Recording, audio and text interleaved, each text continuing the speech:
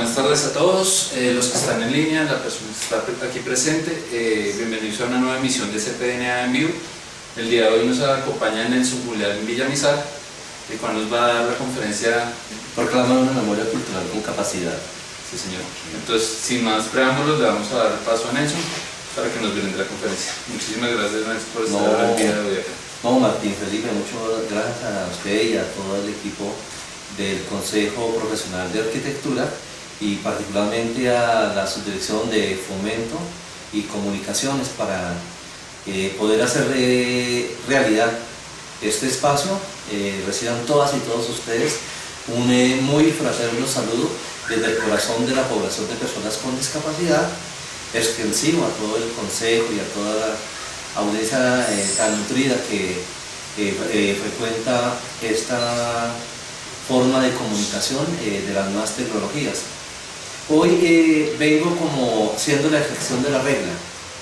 No se trata de una charla magistral y técnica, un enfoque sí desde lo humano como un aporte al ejercicio de la reflexión y la función social de la arquitectura en búsqueda de una sociedad cada vez más incluyente, más accesible, donde ese diseño universal de una sociedad para todas y para todos cada vez sea más posible, como es uno de los objetivos del Consejo con el que nos identificamos y que responde al por qué nos encontramos hoy.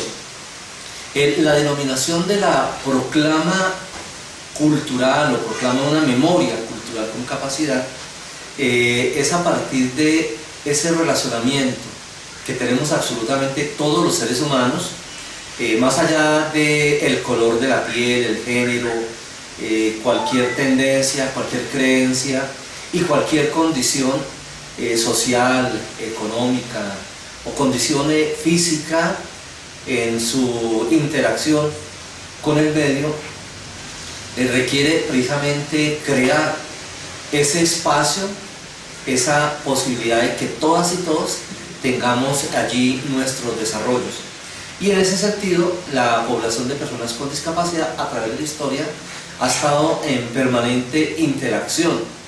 Lo que sucede es que a veces nos quedamos en los estigmas, nos quedamos con la carga sociocultural, la tradición, el legado de los 500 años de una caridad mal entendida, y lentamente se ha ido excluyendo a un sector de la población como somos las personas con discapacidad, y en esos ciclos que da la vida, esos ciclos que da la historia, nuevamente como que tenemos la posibilidad de reencontrarnos con un reto, y es que precisamente cada vez tengamos la posibilidad de propiciar mayor inclusión, de volver a las fuentes originarias. Cuando digo esto, tengo que remontarme e invitarles a ustedes a que recuerden, sobre todo para nuestra cultura, la cultura de Occidente, cómo a partir de Homero se establece como un relacionamiento directo con lo que es hoy nuestra cultura,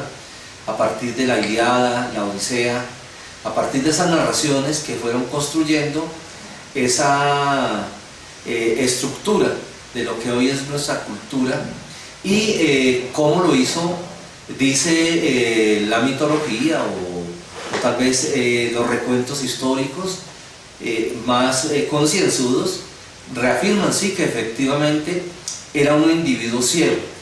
Incluso se ha creado en torno a que eran muchos ciegos una nueva versión, una nueva vertiente de la creencia, y dicen que fue pasando de generación en generación la información.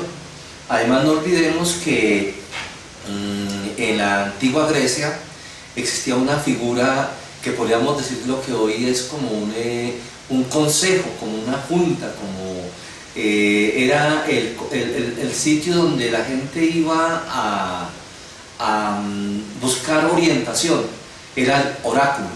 Y en el oráculo las personas con discapacidad también ahí tenían una presencia. Incluso dicen que este Rapsoda, Homero, formaba parte de uno de los tantos oráculos. Y el paso de nuestra población por la historia también tiene es sitial en la iconografía a partir de la diosa Temis. La diosa Temis era la diosa ciega, se vendaba los ojos para demostrar que era imparcial, que no veía, en una mano la balanza, en la otra la espada, y así ha pasado a través de los tiempos como ese cuadro, esa imagen que hoy hasta nuestros días perdura. Hay otros personajes que en este proceso han tenido esa presencia, como Santa Lucía. Era Lucía de Medici, era una familia tradicional hasta ahí en entrada, la Edad Media, tenía un gran poder, y en una acción estoica, dice la leyenda, que decidió arrancarse los ojos de sus cuencas para no ver el mundo y precisamente demostrar su entrega, y en ese acto de sacrificio donar la posibilidad de ver. Desde entonces ella es la matrona de los ciegos, la Santa Lucía, que en su plato tiene los ojos, precisamente es el simbolismo de la matrona de nosotros, las personas con discapacidad visual. En el recuento tenemos también que detenernos ya para quienes hablamos la lengua castellana, ya abordando otro tipo de discapacidades. El caso del conocido ante la historia como el manco de Lepanto, Miguel de Cervantes Saavedra, que en esa batalla, precisamente allá en Lepanto, perdió su mano diestra en dar muerte, y para fortuna de los que hablamos la lengua castellana, se dedicó con la otra mano a dar vida a la obra cumbre de la literatura hispana, la literatura castellana, como es el Quijote de la Mancha.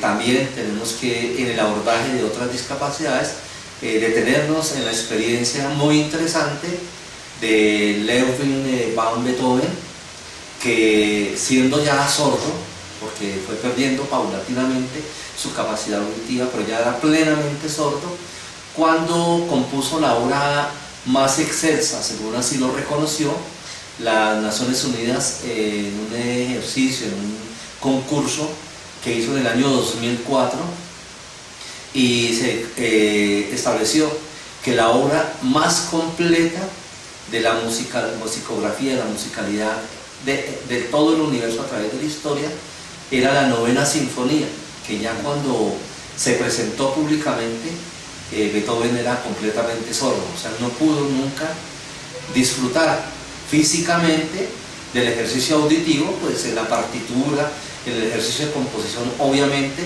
él se imaginó, pero no pudo deleitarse con los sonidos de esta obra maravillosa. Tenemos también en este recuento la presencia de íconos de nuestra población en la historia, que llegar aquí a América más recientemente. Podríamos detenernos, por ejemplo, en la experiencia muy importante para el arte pictórico, la experiencia de Frida Kahlo. Frida Kahlo, en un accidente automovilístico, en un bus, es atravesada en su columna vertebral por un tubo. En ese momento no existía la ciencia ni los avances que tenemos hoy en día, entonces la comprendemos en sus dolores agudos de esa época, de su angustia de haber perdido la capacidad de movilizarse, y sin embargo le da movilidad en la máxima expresión a su capacidad como artista, que plasmó en sus lienzos toda una escuela que hoy es vigente, está viva para todos los pintores en América Latina. Otro personaje también muy importante de este recuento, que si bien no corresponde a un cultor propiamente, sí en torno a él gira toda una experiencia social, política y cultural que ha sido trascendente. Me refiero al hombre más veces votado, más veces elegido en el imperio más grande del mundo, el imperio más grande de la historia, como en los Estados Unidos de América. Este presidente es Franklin Delano Roosevelt, que desde su silla de ruedas dirigió los Estados Unidos desde el estado máximo de postración que recuerda la historia, lo que se conoció como la recesión económica en el año 1930 del siglo pasado, y lo llevó paradójicamente, o muy simbólicamente, a ganar la Segunda Guerra Mundial. Es decir, del 30 al 45, una persona con discapacidad dirigió los destinos de los Estados Unidos, y pues no hubo ningún tipo de otras barreras actitudinales que a veces se conforman como en esas barreras de exclusión de los seres humanos que tenemos algún tipo de discapacidad. En este caso no sucedió. Y yo continúo en este relato trayendo la experiencia de un símbolo que es no real, no ha existido, pero es latente y la gente lo identifica. ¿Quién no se ha recreado, quién no ha disfrutado con las experiencias de Superman, el hombre de acero? El hombre tal vez más expuesto al amplio panorama de riesgos, precisamente en su lucha por la justicia, enfrentaba enemigos interplanetarios y cargados de gran poder, y era invencible, no le entraban las balas a su cuerpo de acero, podía volar más alto que todos.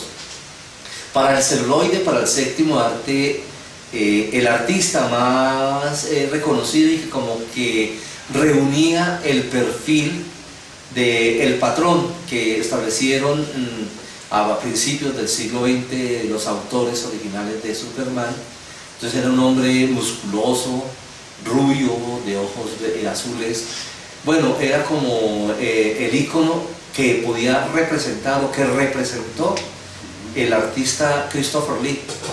Entonces todos sabemos que él sufrió un accidente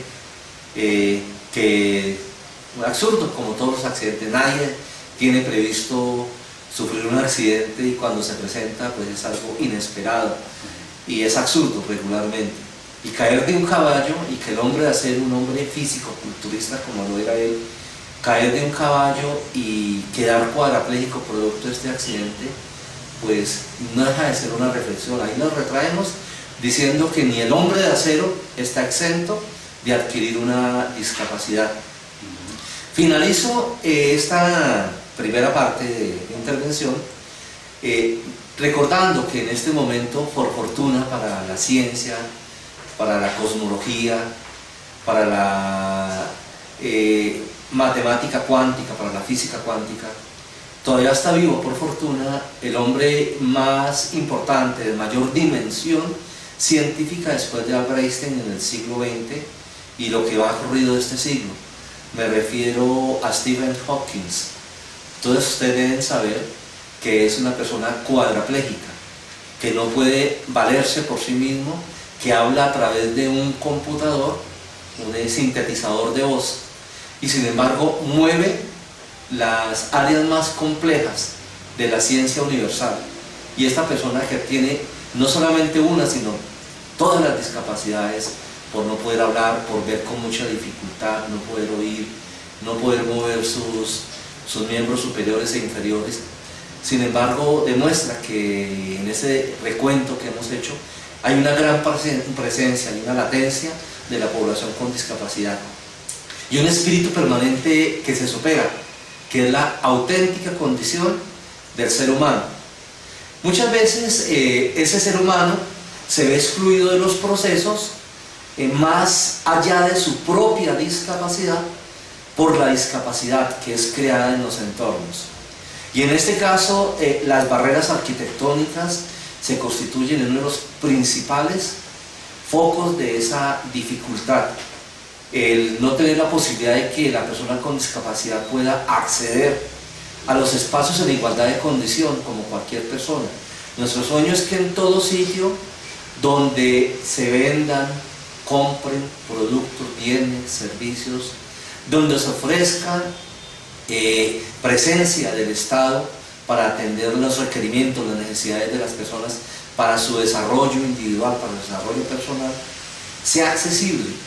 Y no es justo que una persona que se supera a sí misma, que supera su discapacidad, encuentre en que una sociedad que no es muy consciente de los factores de inclusión pueda verse relegada y pueda verse excluida. Eso es una pérdida muy seria para nuestra sociedad.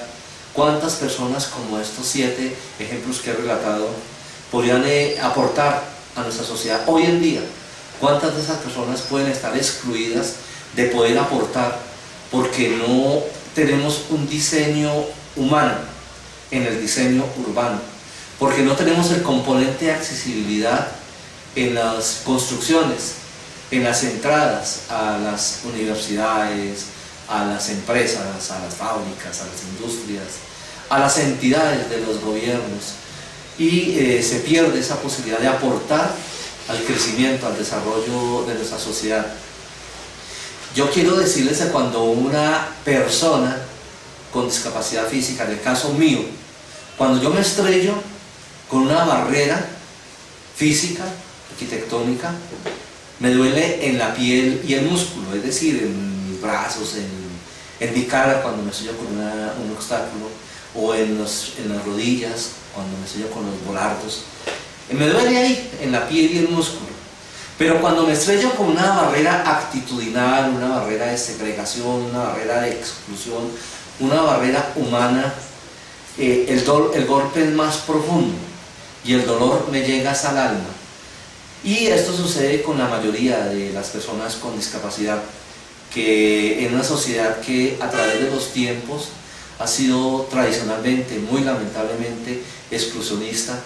Las mujeres han sido excluidas en una sociedad machista, los negros, los indígenas en una sociedad racista, los pobres en una sociedad clasista, y las personas con discapacidad en una sociedad que tiene unos patrones de productividad, donde consideran que tenemos, como dicen los estadounidenses o los ingleses, un handicap. Entonces tenemos como una carga adicional, o representa para la sociedad una carga adicional. Pero reitero, hemos demostrado fehacientemente que realizamos aportes a esta sociedad a través de la historia y estamos en condiciones de continuar realizando esos aportes.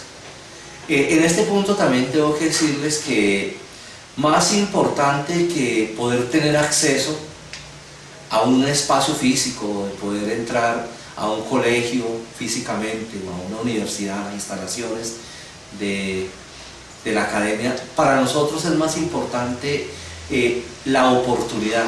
Es decir, en los espacios se crean los diseños, se crean la arquitectura, se construye, pero a partir de ahí se desarrollan las oportunidades.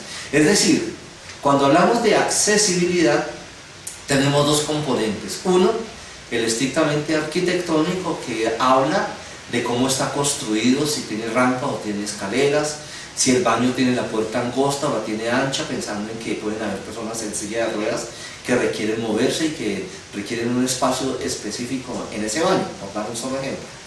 Pero cuando hablamos del acceso, es el otro componente. Entonces nosotros muchas veces, así como reclamamos la accesibilidad al medio físico, como reclamamos la accesibilidad a la información, a las comunicaciones, por ejemplo, los ciegos leemos los textos en braille, es el sistema de lectoescritura que utilizamos, y ahora más contemporáneamente con las nuevas tecnologías utilizamos los sintetizadores de voz en el computador, sea por el JAWS, que corresponde a un código, a un programa, de lo que llamamos programa licenciado, donde hay unos propietarios, en este caso Microsoft, o podemos hablar del NVDA, que es un programa de software libre que al instalarlo en el computador a mí me lee todo lo que aparece en la pantalla, lo que ustedes los videntes ven en colores, en luces, en letras, a mí me lo lee el computador. Entonces eso es accesibilidad a la información y las comunicaciones. Pero lo que me está produciendo ese computador con ese diseño, con ese ajuste razonable, cuando ese programa, es acceso a las oportunidades, a la educación, a informarme, a capacitarme. esto marca la diferencia, ¿no? Y también nos da la posibilidad de continuar en ese proceso. Cuando hablo de ajustes razonables, es una tarea que ustedes como arquitectas, como arquitectos, también pueden desarrollar.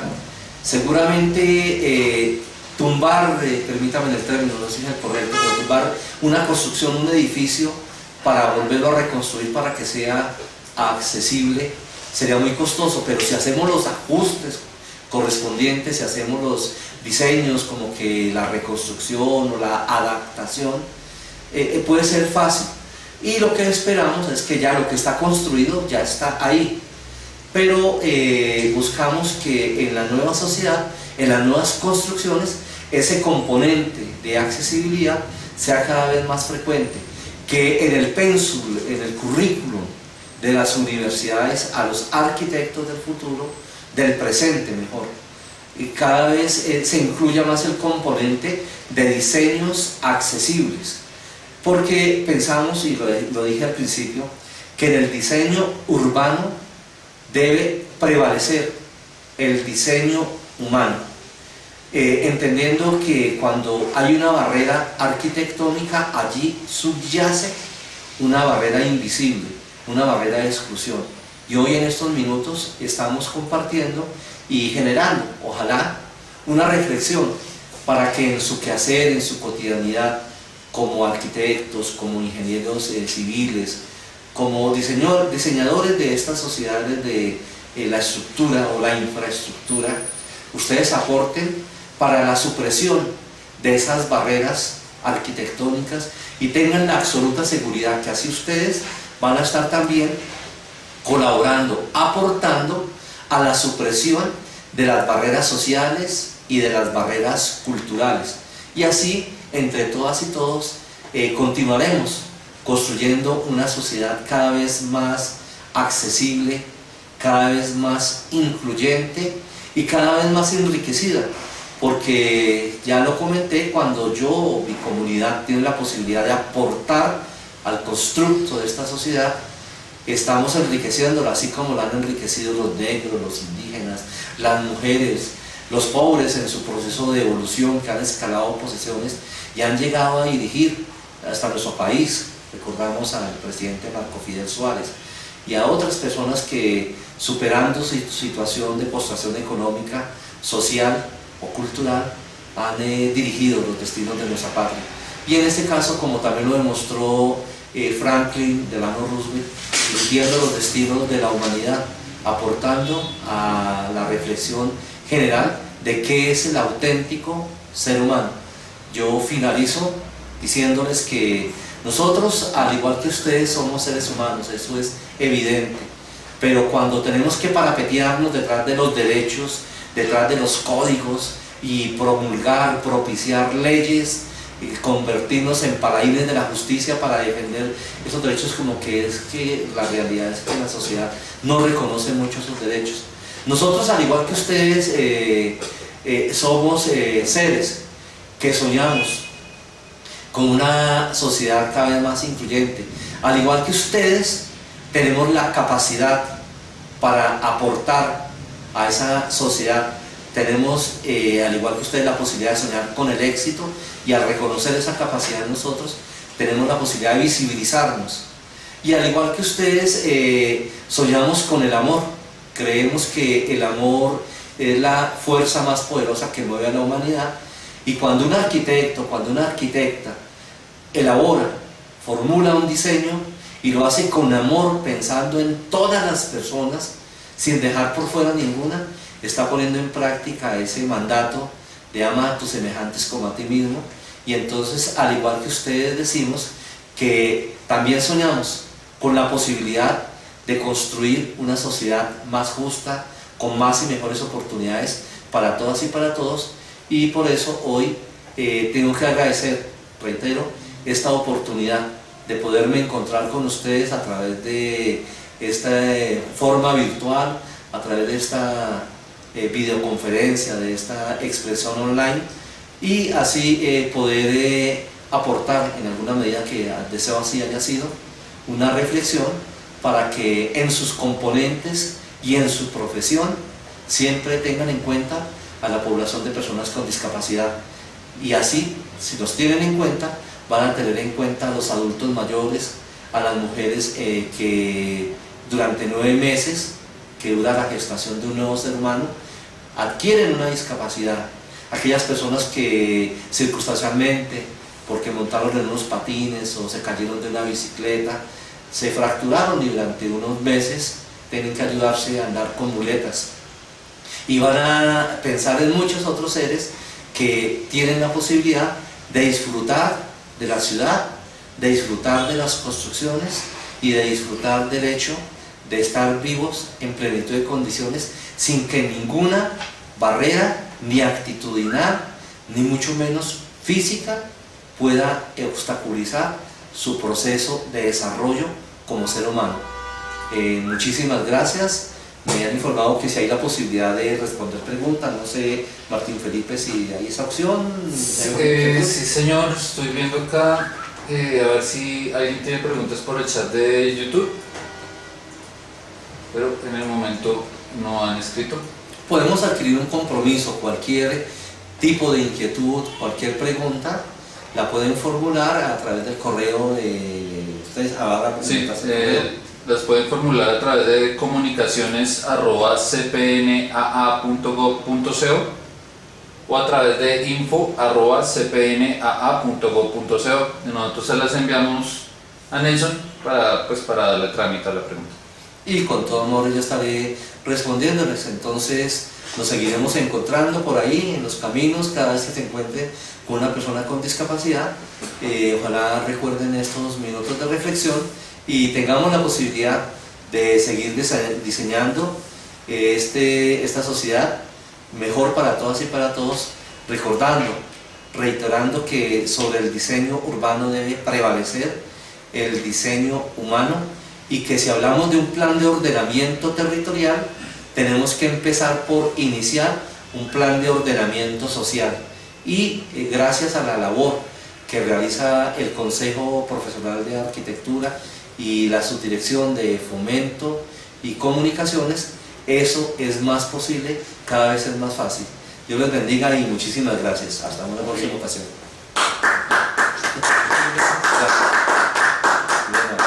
Bueno, a todos, muchísimas gracias por ver la transmisión, muchísimas gracias Nelson por acompañarnos el día de hoy. Los invitamos a ver las próximas transmisiones, que serán el día 30 de noviembre, con la presentación de presentaciones efectivas, cómo vender negocios en arquitectura, y el día 4 de diciembre con el tema de la investigación a la materialización. De igual forma los invitamos el día 26 de noviembre, la próxima semana, se va a realizar el primer encuentro de responsabilidad social de la arquitectura en la ciudad de Popayán. Los que estén en la ciudad están completamente invitados, es un evento gratuito de entrada libre para que puedan asistir. Vamos a ver la posibilidad de realizar la transmisión en vivo del evento. En este momento estamos ajustando los temas logísticos para realizar esta transmisión. Bueno, muchísimas gracias Nelson, muchísimas gracias a los arquitectos de aquí presentes, a los que estuvieron en línea el día de hoy. Esta presentación será subida a la página web del Consejo y de igual forma el video a una mayor calidad. Muchísimas gracias a todos, que estén muy bien.